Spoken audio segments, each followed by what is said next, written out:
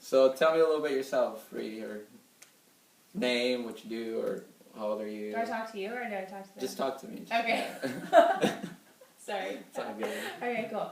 So my name is Rihanna. Rihanna Karp. I'm 22 years old. I just recently graduated from UC Merced, where I actually played basketball there for the first year and then beginning of the first season.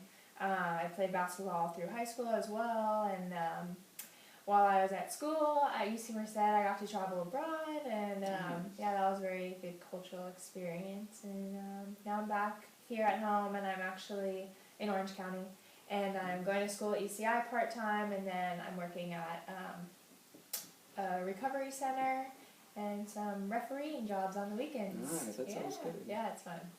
Yeah, so you're still involved in the athlete Oh sports? yeah, I can't get away from it. That's true. Actually, long term, I want to do sports psychology, so work with the athlete's mental game, yeah.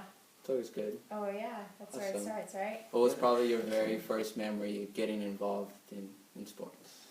I have two memories that come to mind. One is I was probably like 4 years old, and it was my first basketball game, and I didn't know what I was doing, and I remember the gym and just walking and looking around and just being like, wow, like this is so fun. Like the word I would use now is camaraderie, but you know, just at the time there's just so much going on. And then I remember in first grade trying soccer, and that's like those two memories just tie out just because of the event itself, I guess. They were just so new to me. Yeah.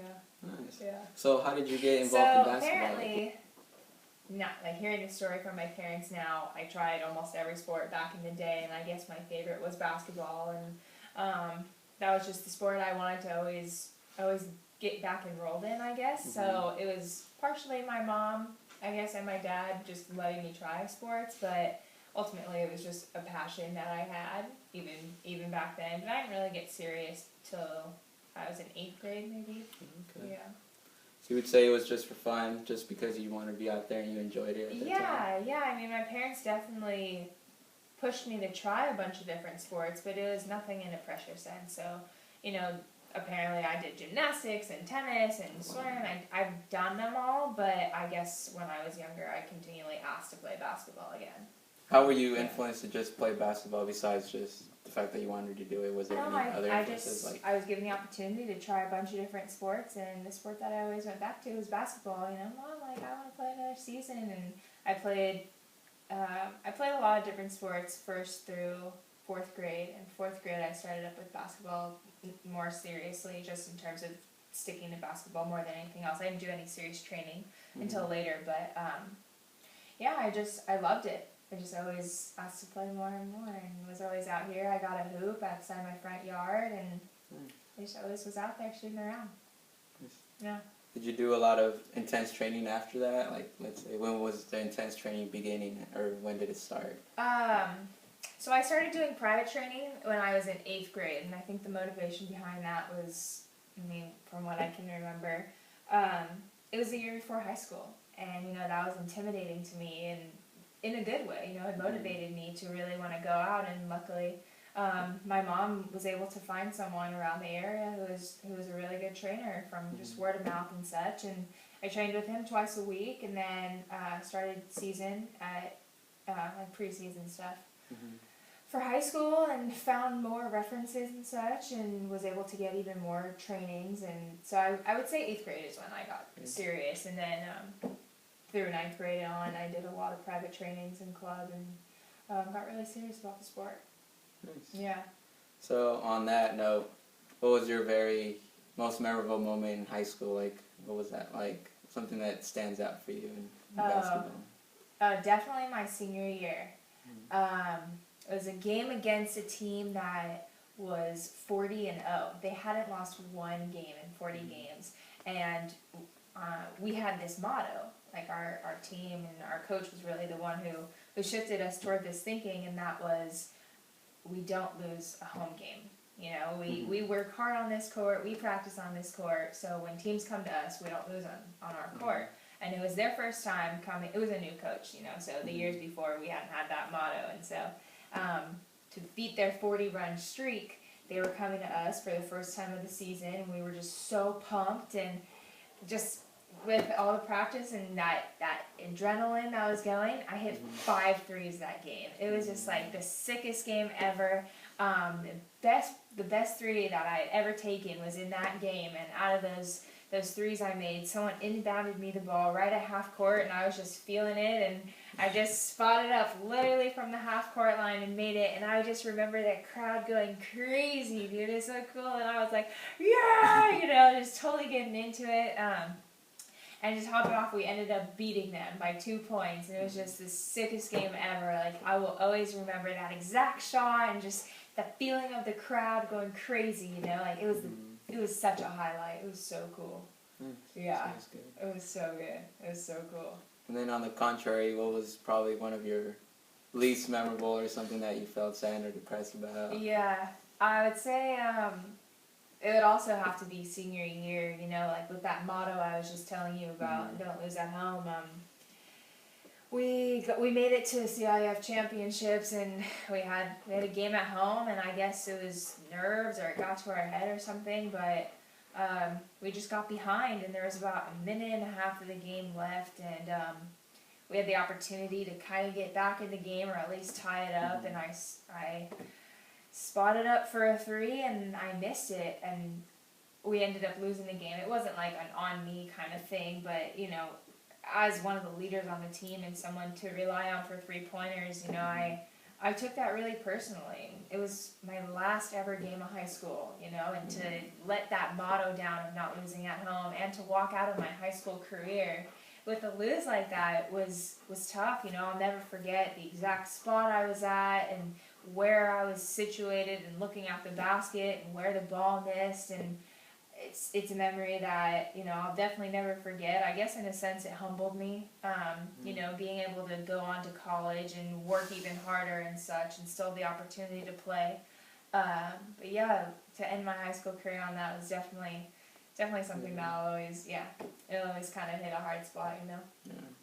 Would you, if you look back now, would you still try to make that shot? Would you still go for it if you were told, hey, you're going to do this one more time? Would you still do it, or would you have doubts about it? You know, to be honest, there's doubts, but I would take it, because as a shooter, the biggest thing that I've learned is that I'm not going to make every shot, but I'm also going to miss every shot that I don't even take, you know. So if I put in the time and the effort and, more than anything, the attitude and the confidence and everything that I've learned on the sports psychology realm of it, I would 100% take a shot. You know, it's a team sport, and if my individual role in the team is to try to shoot my very best and I have the opportunity to, like, I'm going to do what's best for myself and the team. And if that was the scenario, I'd do what I could. Yeah. It's good. Yeah, it's fun. And how did you take that over the next couple of days or weeks following, like, that loss? Was it a rough time for you? It was rough to know that I would never play a league game on that court again. The court that made me, you know, that court that was my high school memory for the most part, you know. Individually, it hurt because that was my game, was 3-pointers. And the one that could have really made or broke, you know, going on to the next level, I took that personally, and I put it as a fault on myself, even though looking back I know it wasn't my fault, because it's not like I'm the only one on the team, you know. But the whole team, like, we were really down because we stuck in all year and, you know, kept our motto alive, not letting anyone lose, and we lost that last game, you know. You can hear it in my voice now, you know. It's tough. It's tough to go through as a team too. Just the energy was definitely down for a couple weeks, I would say, you know, just talk around school and the high school camaraderie and, oh, how was your last game? Oh, you know, like, so that's hard. It's hard to deal with, but you get through it, you know. Yeah. Did it get frustrating getting asked always, like, how you feeling, or what happened? Yeah, like, that's it. You can tell by my expression, right? You know. Yeah, no, it's frustrating. It's frustrating, but looking back, it's like you can't get that upset at it. You know, like, at the end of the day, as much as it killed me to say it's just a game, like, it is just a game, and if you can honestly say you gave it your all, you know, like, ask me that question in the moment, there's no way you would have caught me saying that, you know? Yeah. But looking back now, like, I honestly could say I gave my all in that game and that, like, I'm still alive, you know? Looking back, I'd have been, like, so distraught. It's not just a game at the time, like, don't get me wrong. Like, we know as athletes, like, it's more than just a game, you know? But it's something to cope with, I guess. It's good. Yeah. And on that, would you say some of your best memories or most memorable come from high school, or would you say club basketball? What would you say? I think I'm gonna say high school.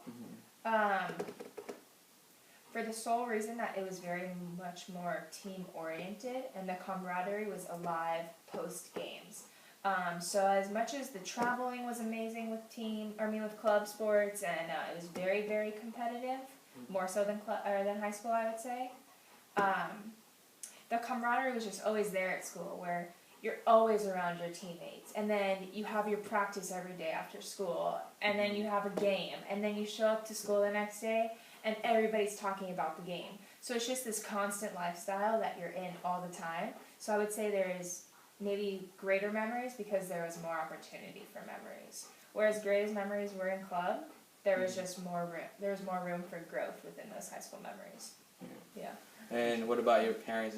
Were they heavily involved throughout your high school and club days? Oh yeah, every single game. Actually, my dad was the announcer for our high school games. Yeah, so not only was he there cheering me on, but he was, 3-4, whatever it was, or his favorite was 1 too many steps for travel. And it's funny to look back on those things, like I wasn't even embarrassed or anything. Just that's my dad announcing the games. No, it's cool. High school and club, yeah, my parents were very, very luckily supportive. How did you feel when your dad was yelling, another 3, and he yelled, Yeah, it's a little weird, like, okay, Dad, but it was never an unfair thing, he would do it for everybody, so, I don't know, I think I was so invested in the game at the time, I wasn't like, oh, hey, that's my dad on the scores table, it wasn't like, I didn't really think about it, I haven't even really thought about it since, so looking back, it's funny to say, like, oh yeah, my dad was the announcer, No, it's fun. It kept the camaraderie alive for sure. That's good. He was heavily invested. Yeah, both of them were for sure. My mom doesn't know too much about basketball, but she tried her best, and was just always positive and cheering for both teams. Really, like anytime someone made a basket, it's like, Mom, like that's not even my teammate. It's okay. It's cute. It's positive. That's good. Always positive. How were your influences growing up in the sport affect you today? Like, would you say that they were heavily part of your life now, or your lifestyle maybe? Yeah, definitely. I mean, anything I feel like that you get involved with that deeply, you're gonna get influenced by the people around you, and I mean, basketball, the way I see it, is a very high contact, aggressive, just kind of like get after it sport. And other sports are like that too. Don't get me wrong. But just the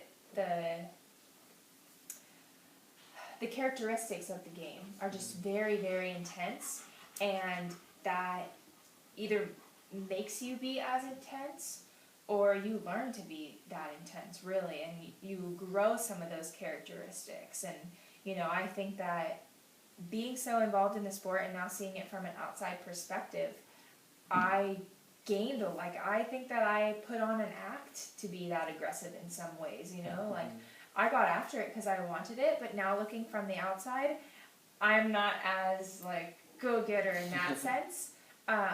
It's definitely taught me in terms of influencing my life, it's taught me that I need to be a go-getter to reach the certain goals I want and to stay positive, and teamwork and communication and great, great things that the sport itself has taught me.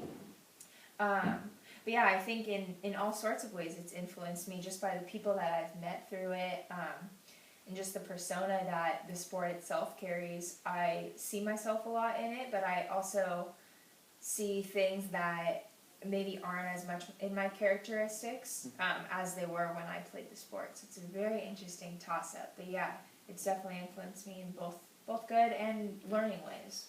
Well, thank you, Ree, for the conversation. Thank you for having us here at your house and sharing some of your experiences. Yeah, of course. Thank you. I appreciate it. Yeah. All right. No, that's again.